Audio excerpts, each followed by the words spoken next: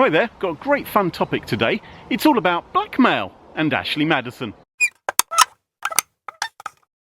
So, I got called yesterday by a journalist who said to me that he'd heard hundreds of thousands of Ashley Madison users had been spammed a ransom demand from online criminals demanding a payment in order to not reveal that they were secretly members of the adultery marital affair website.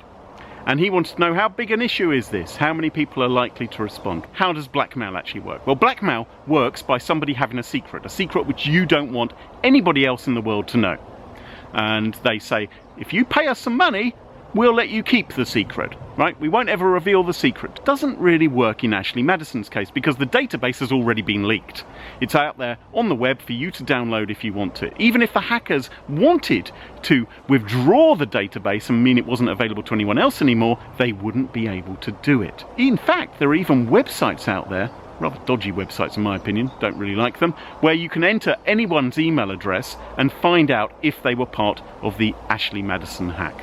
Not very nice, but there you are, it exists. So, even if you pay the blackmailer, it doesn't necessarily mean that your membership of the Ashley Madison website won't ever become known to anyone else. Next thing to consider, how are the blackmailers going to get paid? In the emails, apparently, they ask for you to pay them via Bitcoin. Now, think about this. How many people actually know how to make a Bitcoin payment? I would suggest not very many.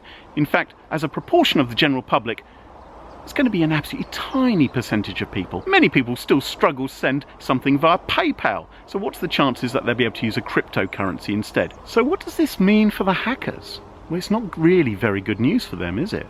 Because the hackers will have to contact a very large number of people in order to start to get some kind of money back. And that's assuming that people will actually pay, of course, because the first rule of blackmail is you never pay. Because if you pay, then you've told the blackmailers, I'm prepared to give you cash. And the blackmailers think, oh, I've got a hot one here, I'm going to ask them for even more cash. Remember, this has to be a better return for the money than any other kind of internet crime or fraud or phishing or other nefarious activities which they could have been doing instead of trying to blackmail members of the Ashley Madison website.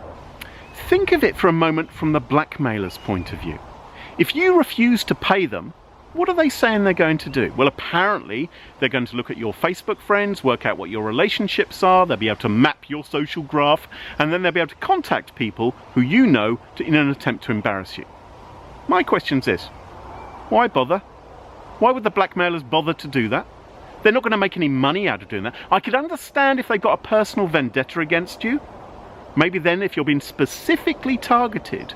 But we're not talking about specific targeting here. We're talking instead about a lot of people being attacked. And I think what's actually much more likely is that the hackers, rather than try and embarrass you, rather than actually going through with their threat, will simply move on to another target. They think, oh, this is too difficult, this guy isn't paying up, he hasn't responded to my emails, so I'm going to go to the next one on the Ashley Madison list instead and see if I can get them to pay up. So here's my advice. If you were one of those poor unfortunate sods who was on the Ashley Madison database and you got one of these blackmail emails, don't pay. Don't learn how to use Bitcoin and send the currency to the hackers. Instead, hold your nerve, don't reply, get on with your life, and stay safe, all right?